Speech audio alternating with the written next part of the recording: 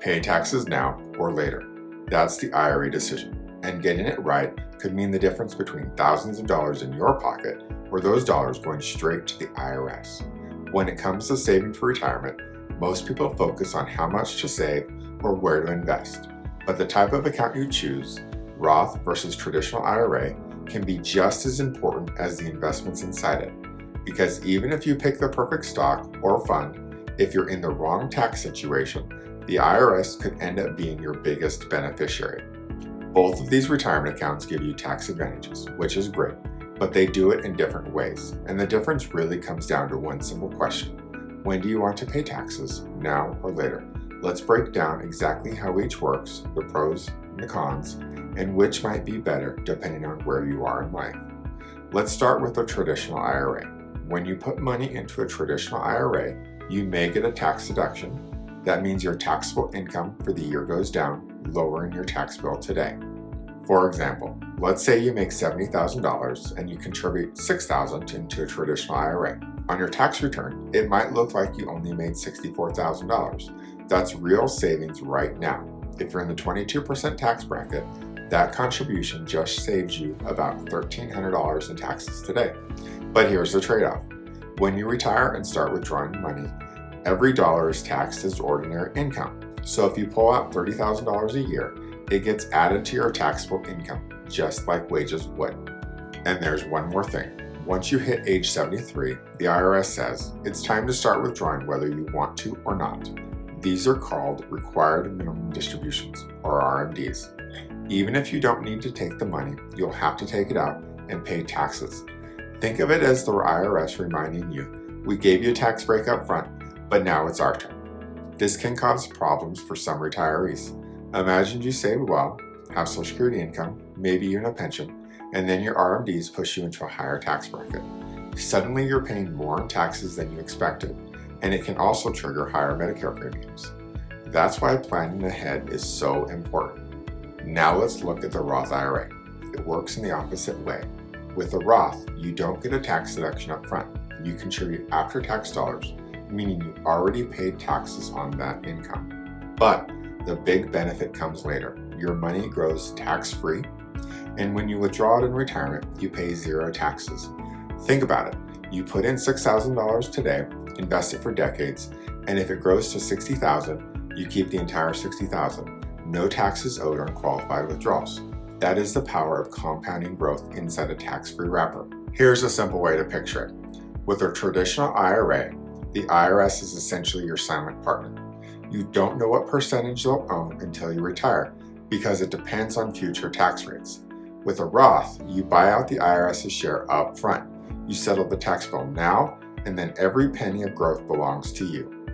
Another big advantage, no required minimum distributions. That means your money can keep growing as long as you want, and you can control when or if you take it out. That flexibility makes Roth IRAs really attractive for long-term planning. And here's a bonus. If you leave money in a Roth and pass it on to your kids, they get to withdraw tax-free too, provided the original account was established at least 5 years prior to the withdrawal, which can be a huge wealth-building legacy move. So which one is better, Roth or traditional? The truth is, it depends on your situation. If you're younger, early in your career, or in a relatively low tax bracket, the Roth IRA usually makes the most sense. Why? Because you pay taxes at today's lower rates, and then decades of growth can come out completely tax-free. Think of someone just starting their career making $40,000 a year. Paying taxes on Roth contributions now is relatively painless. But in 30 years, when they're pulling money out in retirement, they may be in a much higher tax bracket. That's a smart long-term trade-off. On the other hand, if you're earning a higher income right now and feel like you're in one of the top tax brackets, the traditional IRA can give you a valuable tax deduction today while still letting your money grow tax-deferred until retirement. Imagine being in the 35% tax bracket. Putting away $6,000 could save you over $2,000 in taxes this year. That's money back in your pocket immediately. Here's another way to think about it. The Roth IRA is like planting seeds in already taxed soil. Everything that grows from that seed is yours free and clear. The traditional IRA is like planting seeds in tax-free soil, but when you harvest the crop later, the IRS shows up and takes their share.